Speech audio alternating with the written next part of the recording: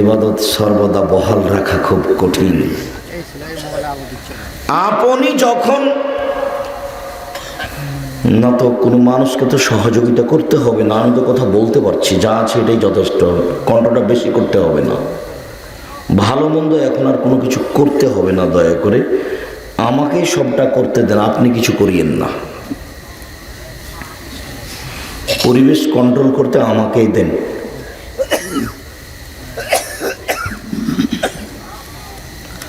আর অত শীত নয়, অত চতুর্দিক ভাবে ঘেরেছেন কেন, সামনেরটা ঘেরেছেন কেন?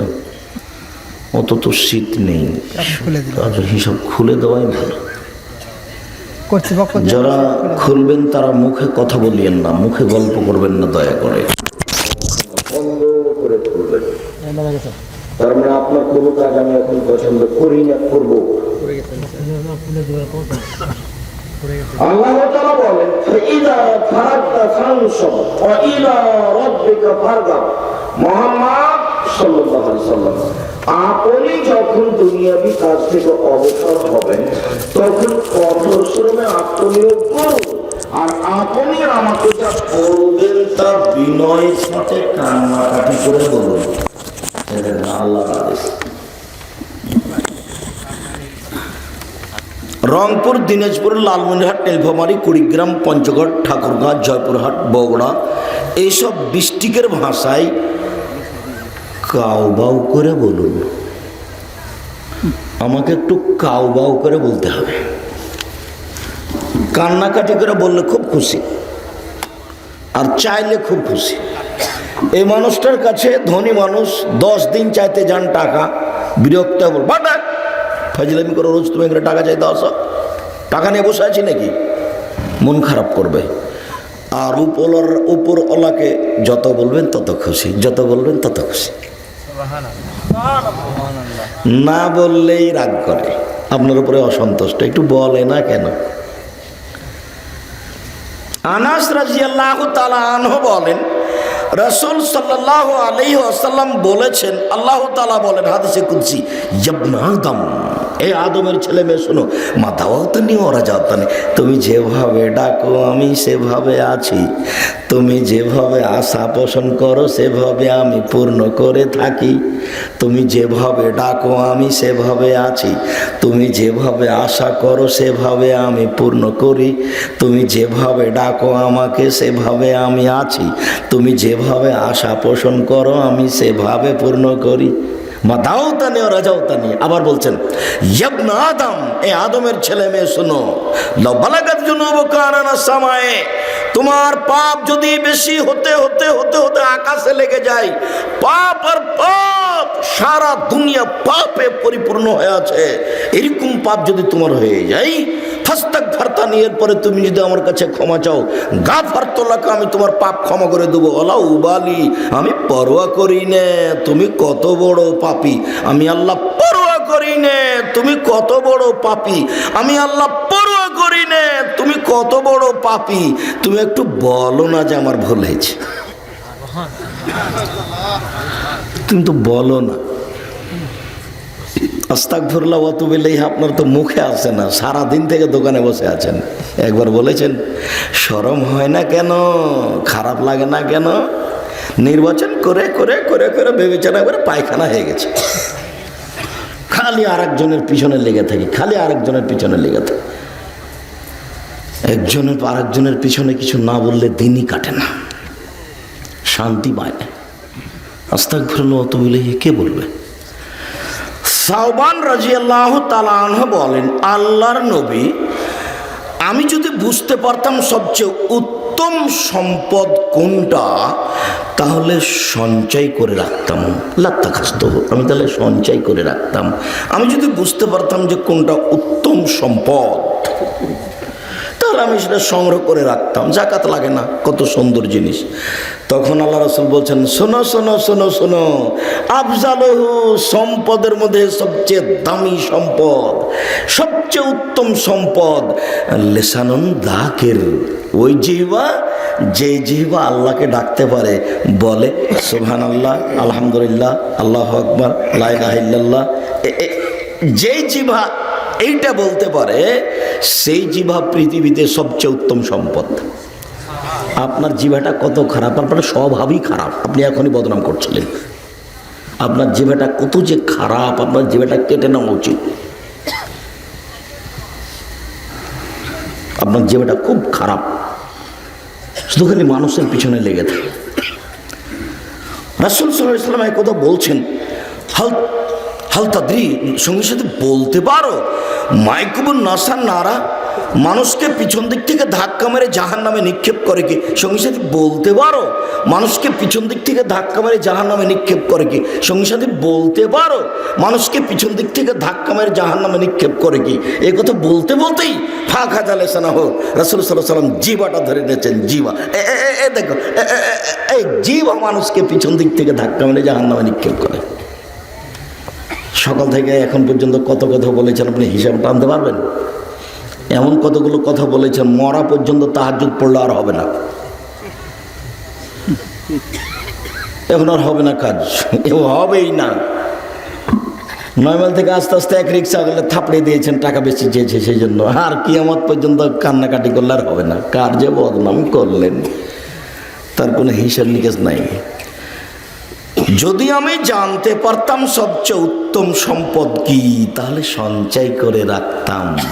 তখন আল্লাহ রাসূল বলছেন, শোনো শোনো শোনো, আফজালুহু, সম্পদের সবচেয়ে উত্তম সম্পদ, পৃথিবীতে যত সম্পদ আছে, জমি জায়গা অর্থ সম্পদ টাকা পয়সা, তার সবচেয়ে উত্তম হলো লিসানুন যাকির, ওই জিহ্বা যে জিহ্বা একটু আল্লাহকে ডাকতে পারে। সারাদিনে কয়বার বলেছেন সুবহানাল্লাহ ওয়া বিহামদি? আর খুব প্রশংসা প্রিয় উনি, খালি আলহামদুলিল্লাহ বললে খুশি। যদি আপনি খালি আলহামদুলিল্লাহ বলেন তাহলে আপনার এই ফাঁকাটা নেকি দিয়ে ভর্তি করে দেবে। আর যদি বলেন সুবহানাল্লাহ ওয়া বিহামদিহি সুবহানাল্লাহিল আযীম, তখন আল্লাহ বলেন লে নে নে দাঁড়ি ভর্তি করে নিয়ে নেকি নিয়ে যা, এবারে তো দাঁড়ি পাল্লা ভর্তি। খুব খুশি, প্রশংসা প্রিয়, খুব খুব প্রশংসা প্রিয়। মুসা আলাইহিস সালামকে আল্লাহ বলছেন, মুসা যে ফেরাউনের কাছে যেতে হবে, ও সীমা লঙ্ঘন করেছে।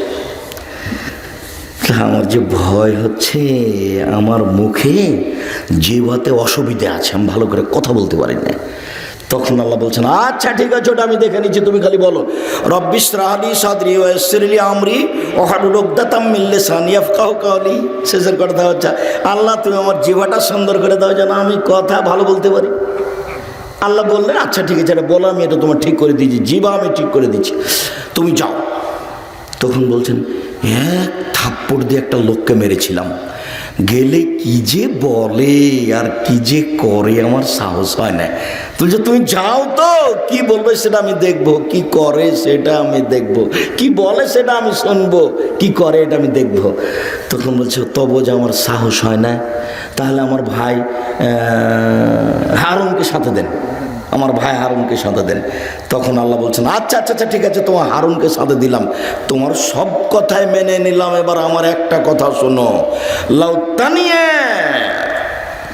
ফিদিক্রি আউতানিয়ে দিক্রি, আমাকে ডাকতে অলসতা করো না, আমাকে ডাকতে অলসতা করলে সব উল্টে দেবো।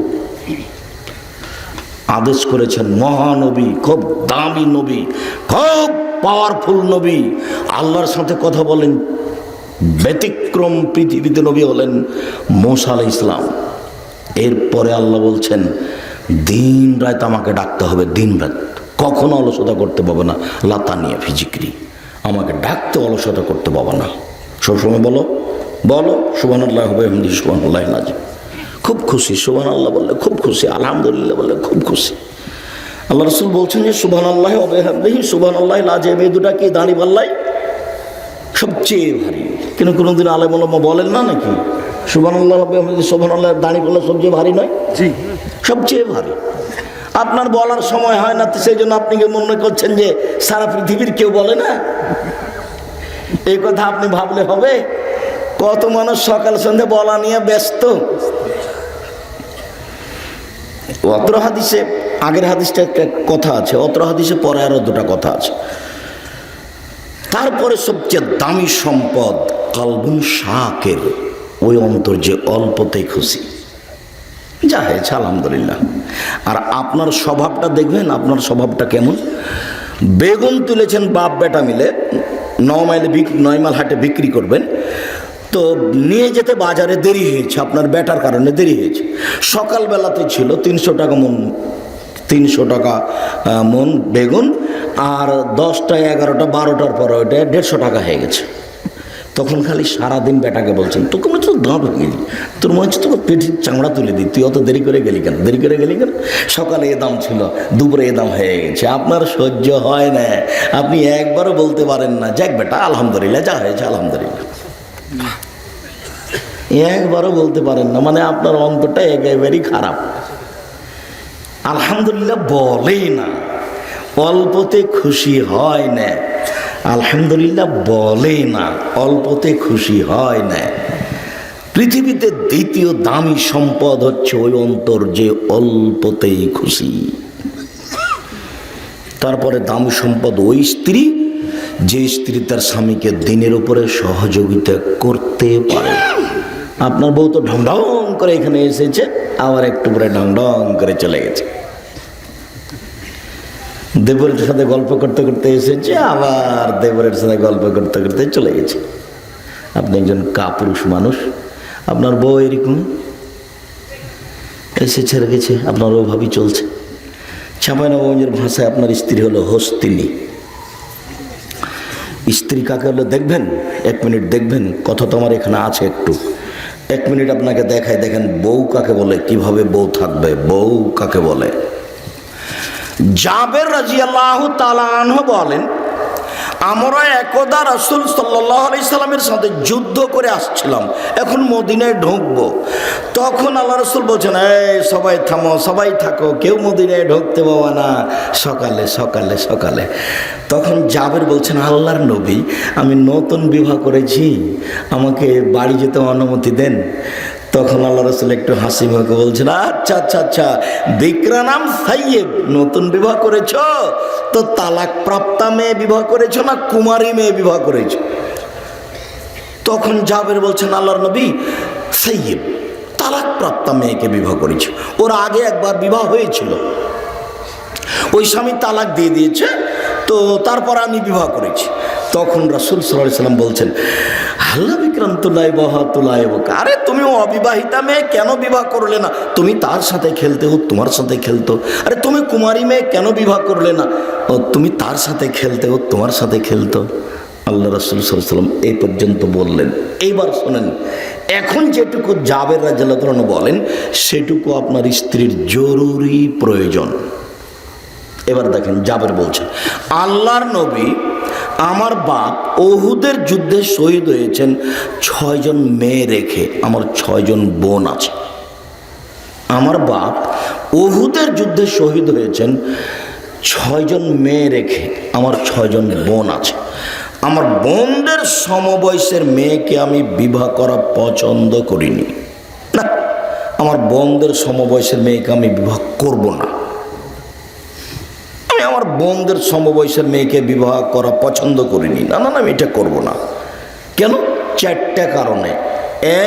এক, এবার শুরু হচ্ছে, লে তোয়ার দেবা হন না, আমার বউ যেন তাদেরকে শিষ্টাচার দিতে পারে। 2, ওলে তোয়ার লেবা হন না, আমার বউ যেন আমার বোনদেরকে শিখিয়ে দিতে পারে। 3, বলে তোরার জেলা হন না, আমার বউ যেন আমার বোনদের মাথার চুল চিরুনি করে দিতে পারে। 4, ওলা তাকুম আলাহিন না, আমার বউ যেন আমার বোনদের উপরে সবসময় প্রস্তুত, রেডি। আমার বোনেরা যেন 19-20 করতে না পারে, বাইরে যেন যেতে না পারে, সব সময় প্রস্তুত, তাকুম, রেডি, দাঁড়িয়ে আছে। আমার বউকে এরকম হওয়া লাগবে। আপনার বউ বুঝতে পারেন আপনার বউ কী করে? আপনার বউ শিষ্টাচার কাকে বলে সেটাই জানে না। ও কী করবে সংসারের? ও কী করবে? ও খায় আর দেবরের সাথে গল্প করে আর মোবাইলে কথা বলে কার কার সাথে।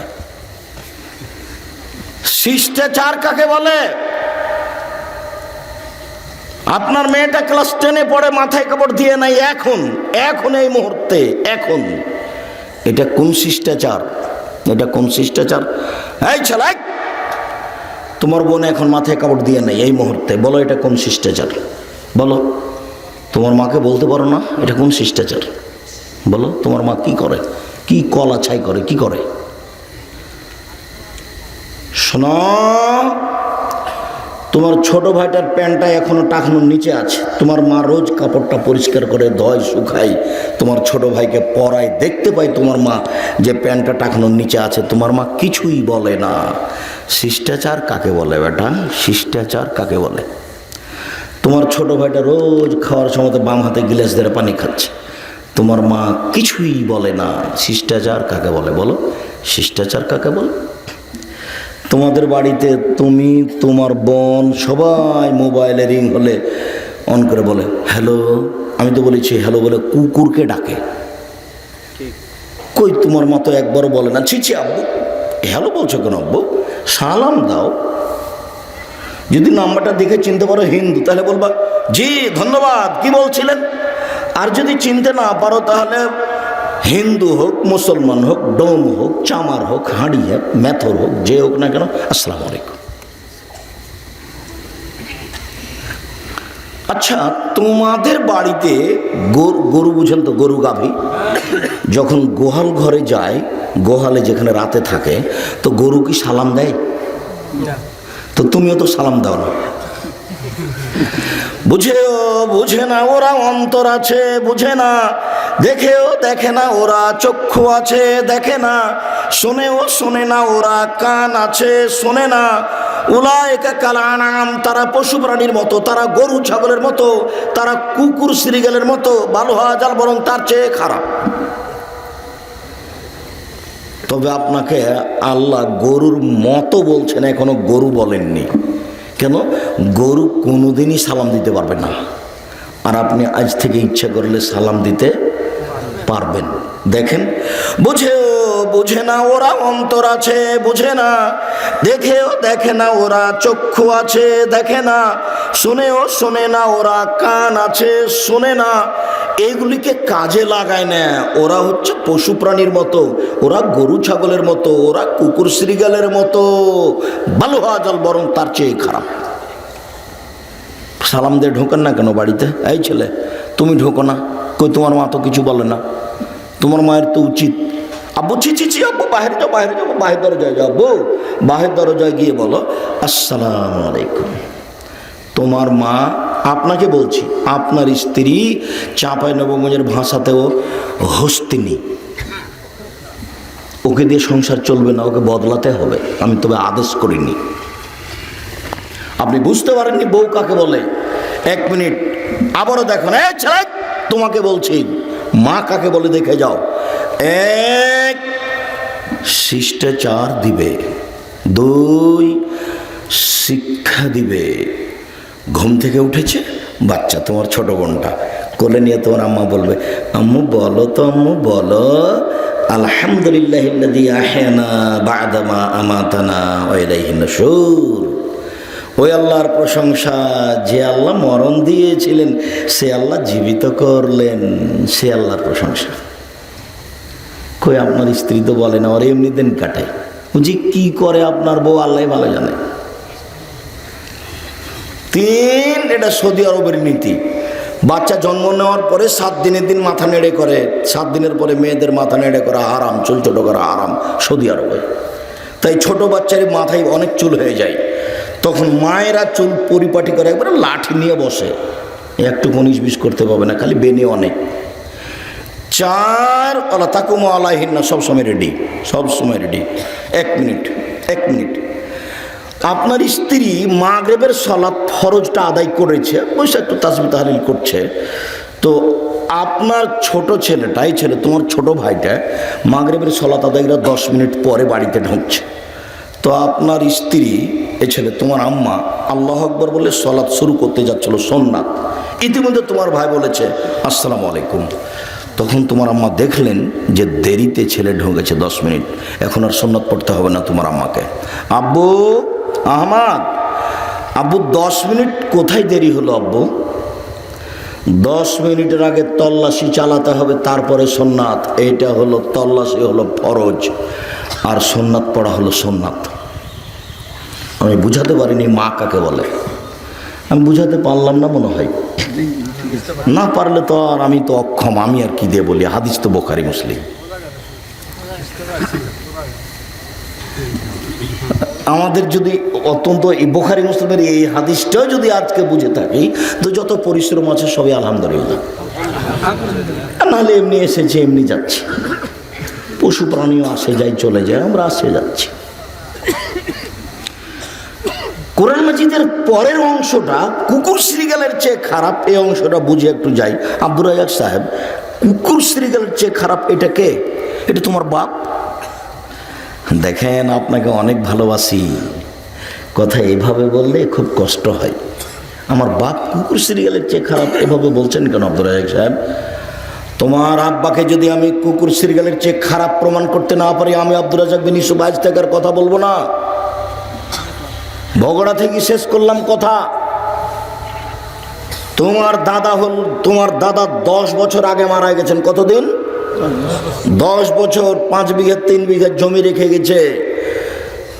তোমার বাপ এই জমির ভাগ সকালে নেবেন আর তোমার ফুফু বিকেলে নিবেন। ঘটনা এরকম না, একসাথে নিবেন, একসাথে নিবেন। এখনো তোমার বাপ জমি তোমার ফুফুকে দেয়নি। বলো যে আমার বাপ সবার চেয়ে ভালো, আমার বাপ খুব ভালো মানুষ, বলো দেখি। এইটা তো আবার বগুড়া মানে কি? বগুড়া মানে কি বলতে চাইলেন আব্দুর রাজ্জাক সাহেব? আরে বগুড়া মানে বোনে যদি ভাইকে বলে যে জমি দে আমাকে, আমাকে জমি বের করে দে, তখন ভাই বলে যা তুই বাড়ি থেকে বের হয়ে যা, আর ভাগ নিয়ে চলে যা, আর কোনোদিন বাড়িতে আসবি না।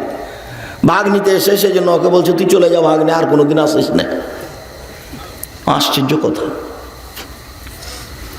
শোনো এই ছেলে, শোনো, তোমাকে আর একটা কথা বলে গেলাম, তুমি একটু বলতে পারো না তোমার আব্বাকে যে আব্বা ফুপুর জমি দেন না কেন? ভাগ্য নিয়ে দুনিয়াতে এসেছি আব্বা, ভাগ্য ছেড়ে আসেনি। ভাগ্য নিয়েই দুনিয়াতে এসেছি, ভাগ্য ছেড়ে চলে আসেনি। ভাগ্যে যদি জমিদারি থাকে জমিদারি করে খাবো, ভাগ্যে যদি ভিক্ষা করা থাকে ভিক্ষা করে খাবো, ফুফুর জমি খাবো না। এটুকু তুমি বলতে পারো না তোমার আব্বাকে? ফুফুর জমি খাবো কেন? ভাগ্য ছাড়াই চলে এসেছি দুনিয়াতে, ভাগ্যে কি আমার কিছুই লেখা নেই? আমি কি এমনি এসেছি? ফুফুর জমি খাবো কেন? আগামীকাল সন্ধ্যা হতে হতে ফুফুর জমি বের করে দিবেন দয়া করে। তোমার আব্বাকে বলে দিও, যা হয়েছে হয়েছে। তোমার আব্বাকে আর একটা কথা বলে যাচ্ছে, তোমার আব্বার বিচার হবে দেরিতে। কেন? তোমার বাপ জালেম, জালেমের বিচার দেরিতে হবে। যারা মানুষের প্রতি অন্যায় করে, অবিচার করে, জুলুম করে, ওদের বিচার কি হবে? দেরিতে হবে। আপনি কি জানেন বিচারের মাঠের ভালো মানুষের বিচারের সময় কতটুকু সময়সীমা? ফরজ সালাতের সমান। মাগরিবের সালাত আদায় করতে 5 মিনিট লাগে, 7 মিনিট লাগে, জোহরের সালাত আদায় 10 মিনিট লাগে, এরকম একটা কথা। তাহলে একজন ভালো মানুষের বিচারের মাঠে বিচারের সময়সীমা কত? 5 মিনিট, 7 মিনিট, 10 মিনিট। আর যদি বিচার দেরি হয়ে যায়, একদিন দেরি হলে 50,000 বছর, আর যদি 3 দিন লেট হয় তাহলে 1.5 লক্ষ বছর।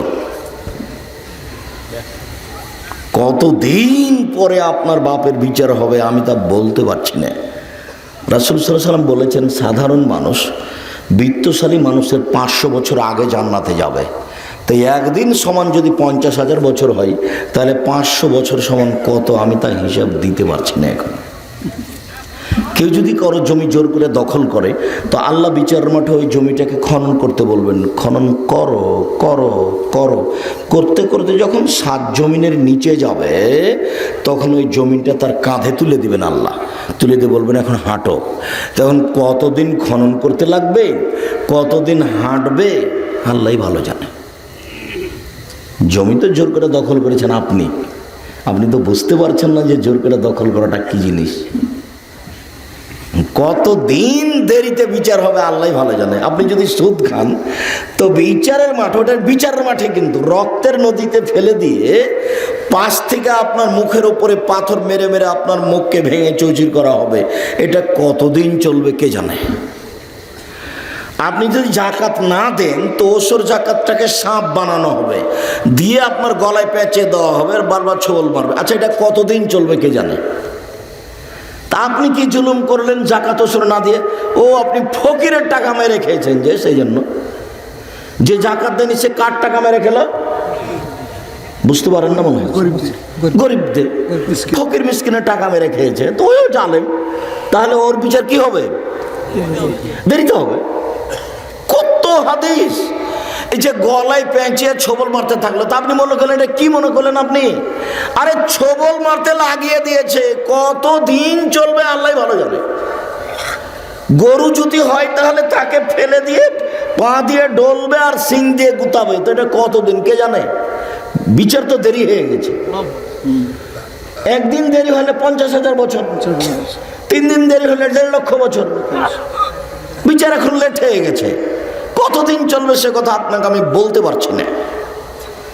চেয়ারম্যান, মেম্বার, এমপি, মন্ত্রী, হেড মৌলানা, হেডমাস্টার, প্রিন্সিপাল, মসজিদের সভাপতি যত টাকা পয়সা মেরে খেয়েছেন, গম টম ধান সব আল্লাহ তার কাঁধে তুলে দিবেন, দিয়ে বলবেন এখন হাঁটো হাঁটো হাঁটো।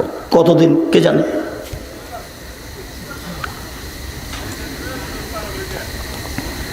আল্লাহকে একটু ভয় করেন। ওই হাদিসটাতে আবার চলে গেলাম। আল্লাহ বলছেন, ইবনে আদম, তোমার পাপ আকাশে লেগে গেলে আমি বললেই তোমাকে ক্ষমা করে দেবো, আমি পরোয়া করি না তুমি কত বড় পাপী। এই আল্লাহ তাআলা বিচারের মাঠে আবার বলবেন আপনাকে। ওই আল্লাহ তাআলা আবার বিচারের মাঠে আসবেন।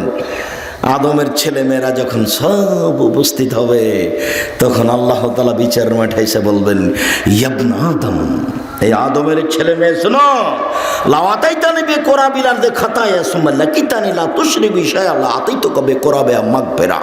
আদমের ছেলে মেয়ে শোনো, তুমি বিচারের মাঠে উপস্থিত হয়েছো পাপ নিয়ে, আকাশ জমিন পরিমাণ পাপ, পাপ আর পাপ।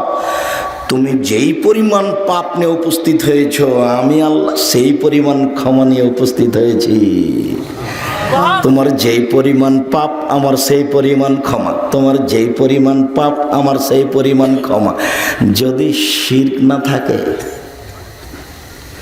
তোমার পাপ যত আমার ক্ষমা তত, তোমার পাপ যত আমার ক্ষমা তত। যদি শিরক না থাকে, সব সময় ক্ষমা করতে চান, সব সময় ক্ষমা করতে চান, ক্ষমা কেউ একটু বলে না, কেউ একটু চায় না, কেউ একটু কান্নাকাটি করে বলে না কেউ। বিচারের মাঠে ক্ষমা করবেন তাই রেডি, বলছে যে তোমার পাপ যত আমার ক্ষমা।